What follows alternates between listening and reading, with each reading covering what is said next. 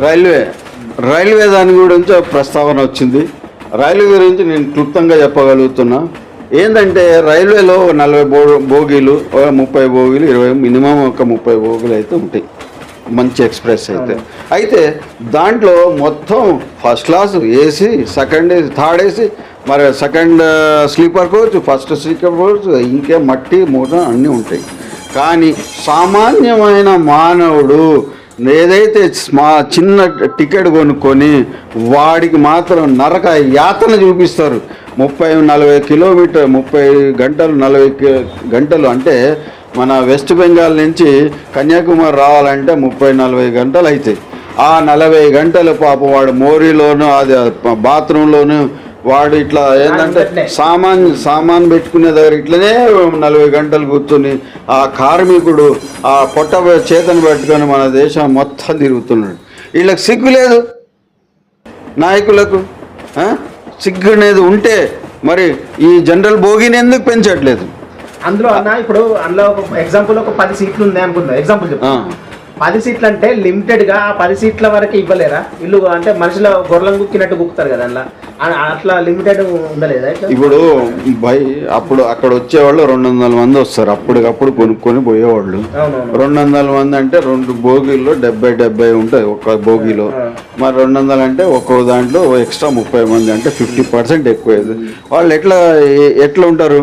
అయితే వీళ్ళకు తెలివి లేదా?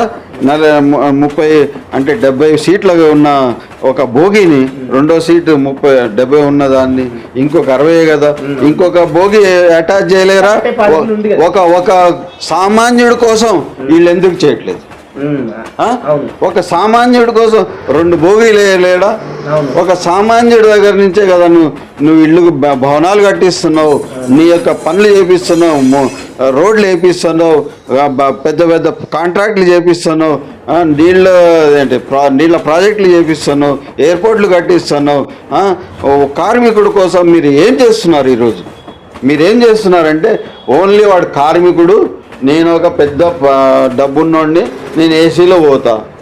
సరే వాడు ఏసీ అవసరం లేదు, వాడికి ఓ 4 బోగీలు వేయచ్చు కదా, వాడు హాయిగా కూర్చొని పెళ్ళం పిల్లలతో పోతాడు కదా.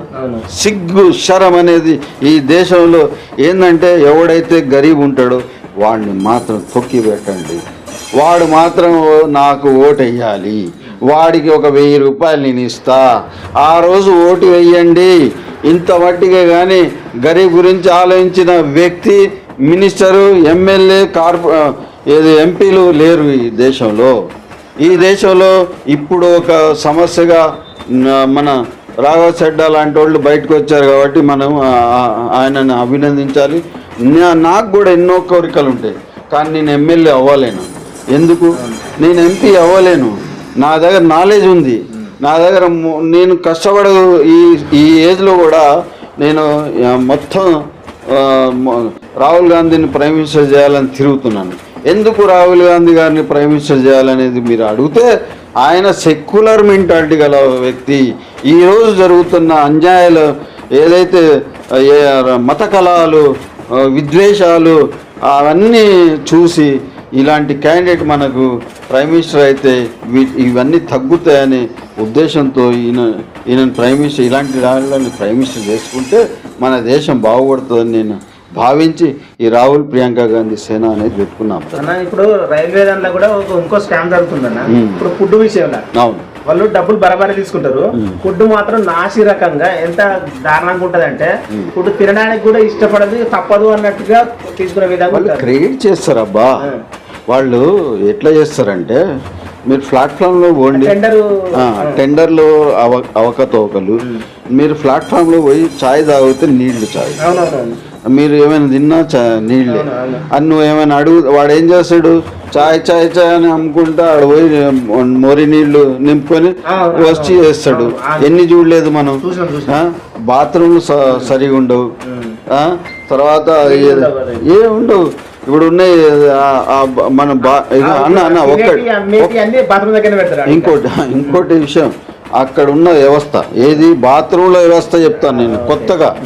అదేంటంటే మనం కూర్చొని టాయిలెట్ పోతాం, అక్కడ ఇట్లా ఒత్తుతే కానీ నీళ్లు రావు. అవునవును. ఆ నీళ్లు పట్టుకొని ఇట్లా కడుక్కోవాలి. అంటే అక్కడ ఏముండదు. ఏముండదు. నువ్వు ఒక ప్రెషర్ అంటే ఒక గన్ పెట్టొచ్చు కదా. అవునవును. ఒక గన్ పెడితే ఈజీ కదా. గన్ను కూడా బెటర్ వీళ్ళు. స్ప్రే గన్ పెట్టరు. అదే టాయిలెట్ అది ఉంటే పాపం ఇట్లా కొట్టడం తీయడం కొట్టడం తీయడం ఇదేంది అది పరిస్థితి. మగ్గు లాంటిది కూడా ఏముండదు. మగ్గు లేదు, ఏమి లేదు. నువ్వు అసలు అసలు ఆ దరిద్రానికి నేను అందువల్ల ఎప్పటి నుంచో నేను ట్రైన్ అంటేనే అంటా నేను. మన రైల్వే వ్యవస్థ అనేది ఒక ఏమంటే చెడ్డ వేస్ట్. అక్కడ అసలు వెళ్ళాలంటే వాసన. ఇప్పుడు ఇన్ని స్కామ్ జరుగుతున్నాయి కదన్నా. ఇప్పుడు అదే ఇంకో విషయం చెప్తాను నేను. 2014 ముందు ఈ గవర్నమెంట్ రాకముందు మన టికెట్ రేట్లు చాలా తక్కువ ఉండేవి. ఈయన రాగానే వచ్చిన బడ్జెట్లోనే మీరు చూడండి పెంచి పడేసాడు. 10 రూపాయలు 20 రూపాయలు పెంచి పడేది. అదేమైనా అడిగితే డెవలప్మెంట్ అభివృద్ధి అని అంటారు అని 20 రూపాయలు 30 రూపాయలు పెంచి పడేసాడు. ఆ రోజు ఎవడు అడగలేదు. ఎందుకంటే అమ్మాయి మోడీ సార్ ఏదైనా మంచి పని చేస్తాడేమో, 15 లక్షలు ఇస్తాడేమో, 2 కోట్ల జాబులు ఇస్తాడేమో, ఇలాంటి పనులు మన అవసరమైతేమో ఈ డబ్బులు అంటే అవన్నీ అదాని అంబానీకి పోయినాయి. ఇప్పుడు ఇవన్నీ వాళ్ళు చూస్తున్నారు. వాళ్ళకు కూడా తెలుసు కదా, తెలిసే ఉంటుంది, తెలియకుండా ఉండదు వాళ్ళకు. మరి ఇవి కంట్రోల్ చేయలేరా వాళ్ళు తలుచుకుంటే చేయొచ్చు కదా అన్న. కంట్రోల్ అంటే ఎవరికి ఇంట్రెస్ట్ ఉంటుంది? ఉండదు. నువ్వు ఎంపీ ఎమ్మెల్యేలు మినిస్టర్లే బ్లాక్ మనీ నుంచి వచ్చే డబ్బులు ఏదైతే ఆ వన్ మంత్ ఉంటుంది కదా, అవన్నీ 1 మంత్ అంతా వీళ్ళకి ఏమంటారు పార్టీ ఫండ్ కింద పోతుంది. అది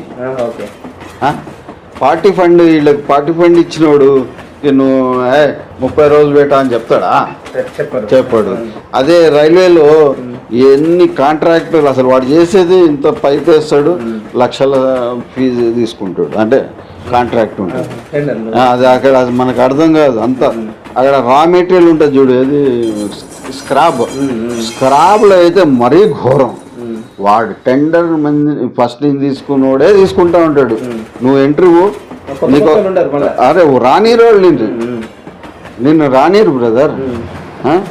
రైల్వేలో ఉన్నంత అవినీతి ఎక్కడ లేదు. స్కామ్ అంటే ఇదే కదా నేను చెప్తున్నా కదా. ఫస్ట్ వాడు డీజిల్ కొనే కాడి నుంచి స్టార్ట్ చేస్తాడు. కరెంటు దగ్గర కొద్ది ఖర్చు అయినా సరే అక్కడ ఒక స్కామ్ ఉంటుంది. తర్వాత వచ్చేసి ఈ ఫుడ్ దగ్గర ఒక స్కామ్. వాడు డబ్బులు ఇవ్వండి వీడికి కాంట్రాక్ట్ ఇయ్యడు. రైల్వే కోచ్ల దగ్గర పెద్ద పెద్ద ఏమంటే స్క్రాప్ మెటీరియల్ దొరుకుతాయి కదా, ఎవడైనా నేను టెండర్ వేస్తా అంటే వాడిని పాడేస్తారు. అది ఎమ్మెల్యేనో మినిస్టర్లు చెప్తే కానీ ఆ టెండర్లు రావు. ఇట్లుందబ్బా అంత రికమెండేషన్. ఇప్పుడు మరి ఏమన్నా ఇప్పుడు వాళ్ళు అంటారు కదా, మేము ప్రజల కోసం ఏమైనా చేస్తాం, ప్రజల కోసమే ఏది వాళ్ళకు అసలు మేము ఉండేది ప్రజల కోసం, బతికేది ప్రజల కోసం అంటారు కదా. Very good. అవును, ప్రజల కోసం కాబట్టి 1000 రూపాయలు ఇచ్చినానా, నీకు 1000 రూపాయలు ఇచ్చినా నీకు ఓటుకి గుర్తు ఉంచుకో. నేను ఒక 1,00,000 మందికి 1000 రూపాయలు అంటే ఎంత అయినాయి? ఎన్ని కోట్లు అయినాయి? 10 కోట్లు. 10 కోట్లు నీకు పంచినా, నీకు 10 కోట్లు పంచినా నేను 20 కోట్లు సంపాదించొద్దా, 100 కోట్లు సంపాదించుకోవద్దా అనే తత్వంలో తయారైన రాజకీయ వ్యవస్థ మన ప్రజానీకం కూడా అంతే ఉంది. నాకు ప్రజలు ఎంత చీగొట్టుకున్నా సరే ఇది వాస్తవం.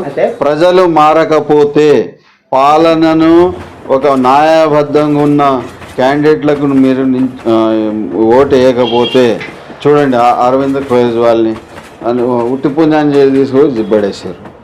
ఎందుకు? సీఎం కుర్చీ లాక్కోవాలి.